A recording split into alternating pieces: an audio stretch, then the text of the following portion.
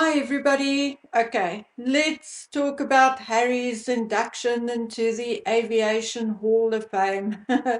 Sorry, guys, I'm just going to be blunt and say what I think and feel. It is an embarrassment and a spectacle, and I actually do not blame Megan for not going. Had she gone, we would have blamed everything on her. Now we can't. It's all on Harry.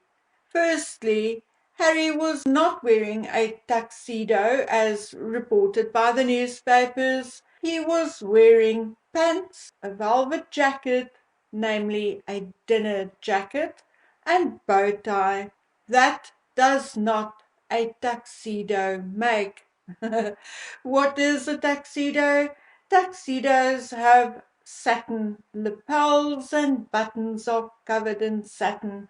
Otherwise, the jacket and pants are from the same fabric. Tuxedo pants also do not have belt loops. Then Harry did not do the red carpet thing like everyone else, but sneaked in through the back where he was caught by none other than Carl Lawson. Did that name ring a bell? I wonder whether Megan rang him and told him where Harry would be. Anyway, Harry skipped the red carpet and entered through the loading dock of the Beverly Hills. I wonder why. Were there a handful of people out front who were going to boo him? I wonder. Anyway, as we all knew beforehand, Harry was introduced by John Travolta. Now, I know some of you will call it roasting or banter, but I think Harry was just plain rude. In his introduction, John Travolta mentioned Dancing with Diana, and when Harry took to the stage, he gave John Travolta a hug, which, I mean, is the Hollywood thing to do. He clapped him on the shoulder and said, "This is nice. Thanks, Captain John." And then went on to say, and I quote, "I was 1 year old when you danced with my mom, as you have told everybody here and continue to dine out on that every single night." Wow, that was rude. So Harry is accusing John Travolta of using the story about Dancing with Diana to inflate his own importance. Really? At the time, John Travolta was likely as famous as Diana, if not more, in certain parts of the world. And I have a feeling 95 to 98% of people who have ever read a magazine or listened to music and is likely older than 10 or 15 actually knows who John Travolta is. But slowly and surely, people who are not into royalty and history, especially the younger generation, say those younger than 15, will either forget or not know to start off with who Diana is. I honestly think that was a disgusting remark. Harry could just as well have accused Travolta on still getting off every night on Dancing with Diana. Rude and disgusting, and again shows us Harry's delusional, inflated ego. Then Harry said, "But look at us now. It is great.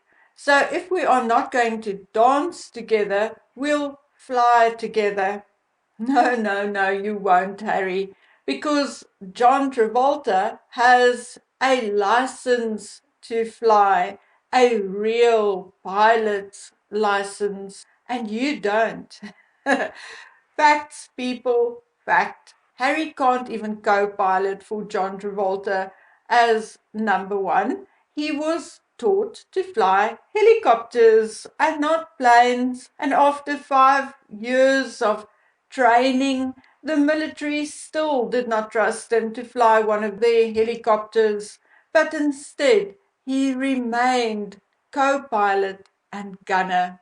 Anyway, Travolta flies planes, okay? And number two, again, Harry does not currently have a valid pilot's license, not even for a helicopter. It was actually checked, okay? Checked and thoroughly checked because one can check whether somebody has a pilot's license. And the only royal who currently has a valid pilot's license is William.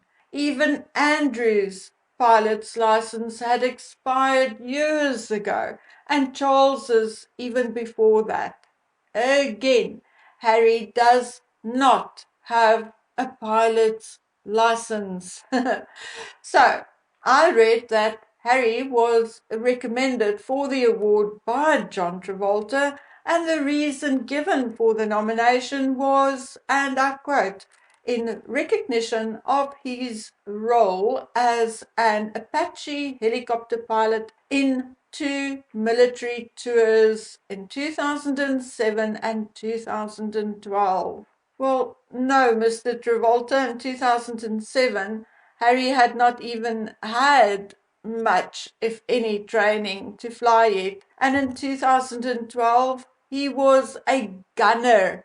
He never piloted anything except maybe a flying saucer in a PlayStation game.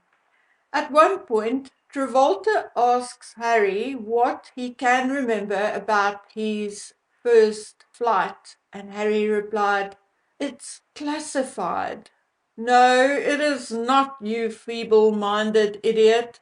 You wrote about it in your book, remember?"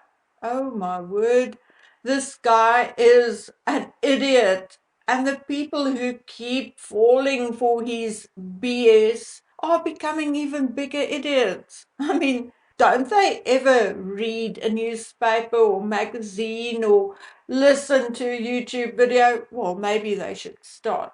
Anyway, Harry was obviously afraid of what Travolta may say or ask next, so he supposedly jokingly held up his hand and dismissed John Travolta by saying, "Thank you, that's it, we're done."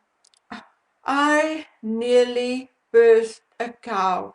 Really? Who the F does Harry think he is? He is not really a prince anymore, regardless of the title. He is not really a duke anymore, regardless of the title. He has no education and no self earned successes. Nothing. Zilch. And besides, John Travolta will be 70 in February, 7 years older than Harry's mum would have been this year. How dare Harry dismiss John Travolta like that, like a servant or a child? I guess that is what you get for being a nice guy, Mr. Travolta, and not doing your homework. Remember Harry referring to his 25 kills in Afghanistan as chess pieces, in other words, a game? Remember him saying he wasn't bragging, blah, blah, blah. Well, obviously, he has not learned from his previous mistakes, and in his speech goes on to say that, and I quote, his time in the air while in Afghanistan was taking off, being up in God's playground. Oh, wow. So he is saying that while being a gunner in an Apache helicopter was like him playing God, deciding who will live or die. That is how I understand it when combined with his previous statements. He also adds that it gave him a feeling of a taste of magic in the air. Now, I'm not going to go through Harry's entire speech. I think Charles underscore voicemail does that, and quite frankly, I have had enough of Harry's bullshit and waffle. Announcing the awards last month, Living Legends of Aviation said Prince Harry is a humanitarian, military veteran, mental wellness advocate, and environmentalist. What they did not say is that he has a propensity to fly in private jets, is a prolific drug user, and a prolific liar who broke his oath to his grandmother, the Queen, and his country. Okay, then we already heard a couple of comments from British military officials, but here are two more. Admiral Lord West, a former Sea Lord, said, "He is not a living legend. There are lots of people who deserve to be called this, but not Prince Harry. I find it extraordinary that he has been picked. He didn't carry off any great exciting feat of amazing flying skill while flying for the army." Colonel Richard Kemp, a retired British Army officer, said the ceremony was about celebrities massaging each other's egos. Well, these men know what they are talking about, so maybe people should start listening to them. Well, my dears, what is there to add to all this nonsense? Not much, except to say I have now seen photographs and a short video of Harry accepting the award, and in my not so humble opinion, he was off his face, high or drunk, I don't know, but he was definitely flying, just not a plane or a helicopter. Anyway, guys, off I go to deal with real life, and my poor plants also need my attention. I wasn't around to really take care this week. Ah, the poor things. I end this video with a few scenic photographs, at least of what I could see from my car where I parked for an hour or two, three, waiting for the school to come out. So, I will see you next time, and please, please, please, please look after yourselves until then. Bye.